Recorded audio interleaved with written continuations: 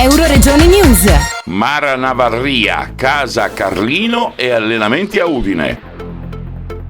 Un evento importante al Palafid Italia di Udine, alla presenza degli assessori regionali Bini e Gibelli, dell'assessore allo sport del comune di Udine Antonio Falcone, del presidente della Federazione Italiana Scherma Giorgio Scarso e del presidente di ASU, Associazione Sportiva Udinese, Alessandro Nutta. Sicuramente a casa ci si sente bene, si sente anche più protetti, si sente e si condividono quelle che sono le tradizioni dove io sono cresciuta, e sono cresciuta anche grazie a queste tradizioni, a questi valori, alla cucina, a tutto quello che è Friuli Venezia Giulia. Diciamo che il sostegno di Promoturismo Friuli Venezia Giulia mi dà un sostegno concreto verso questo viaggio verso Tokyo 2021, ma anche il mio gruppo sportivo, l'Esercito, che mi sostiene e crede in me da tanti anni. Tornare qui, ASU, scendere in pedana per me proprio è un connubio di idee, di valori che non pensavo mai di riuscire a coronare questo sogno di tornare ad allenarmi qui, e invece ce l'ho fatta. Il mio team non è cambiato, anzi devo dire che si sono aggiunte le persone che mi sostengono e mi hanno sostenuto e mi sosterranno verso questo viaggio Tokyo 2021. Nell'immediato si finisce di sistemare una casa Carlino che abbiamo comprato, nell'immediatissimo. Mi sono iscritta a un master in marketing e management sportivo all'Università di Tor Vergata, che potrebbe completare quello che è il mio percorso di studi, e dall'altra parte continuo allenamento qui in ASU domani 17:30, l'allenamento con i ragazzi, e poi una preparazione in vista dei prossimi appuntamenti che saranno a fine novembre con le prime gare di Coppa del Mondo. E poi niente, un po' di gite a casa e con gli amici.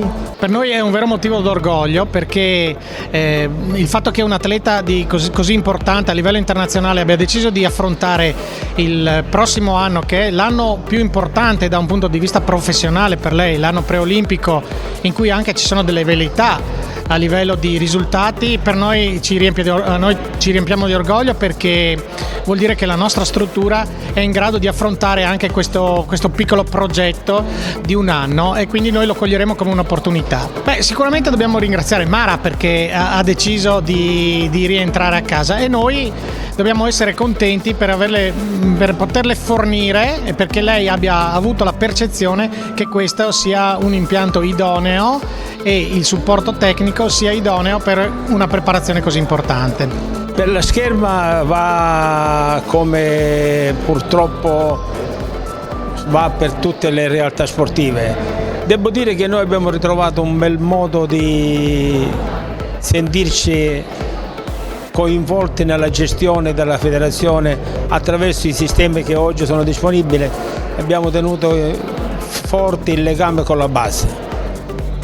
Quello di oggi è un appuntamento importantissimo, perché testimonia come un atleta importante quale Mara Navarria possa rappresentare una prospettiva per il futuro per l'ASU, ma anche un nucleo familiare che trova un proprio assetto, che non dobbiamo dimenticare che lo sport deve essere uno strumento di integrazione e non di disgregazione familiare. Pertanto la mia presenza qui vuole testimoniare la vicinanza della federazione, il plauso per quello che ha saputo fare, e nel contempo un riconoscimento all'ASU per quello che sta facendo.